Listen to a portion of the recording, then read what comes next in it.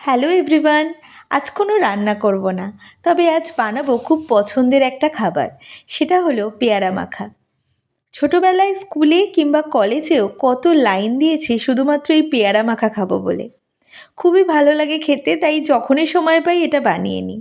আজকেও একটু সময় ছিল হাতে, তাই আমি আর দিদিভাই এটা বানাতে বসে গেছিলাম।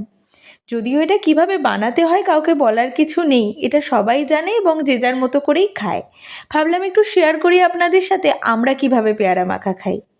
পেয়ারাটাকে প্রথমে ভালো করে ধুয়ে ছোট ছোট করে কেটে নিয়ে একটু লঙ্কা মানে কাঁচা লঙ্কা কর্দুকস করে দিয়ে দিয়েছিলাম। অবশ্য কেউ কেউ গুঁড়ো লঙ্কাও দেয়, এটা যার যেটা পছন্দ। একটু ধনেপাতা কুচিয়ে দিয়েছিলাম, পরিমাণ মতো নুন আর কাসুন্দি। কাসুন্দি আমরা একটু মোটামুটি কাসুন্দি ভালোবাসি, খুব বেশি কাসুন্দিটা পছন্দ করি না, তাই 3 চামচ মতো কাসুন্দি দিয়েছিলাম। আর একটু চাট মশলা দিয়ে ভালো করে মাখিয়ে নিলে রেডি। কেউ কেউ অবশ্য টকও দেয়, তবে আমরা টক পছন্দ করি না বলে আমরা দিইনি। দেখেই একদম জিভে জল চলে আসছে, খুবই ভালো লাগে খেতে। আপনারা কার কারা ভালোবাসেন বলবেন কিন্তু।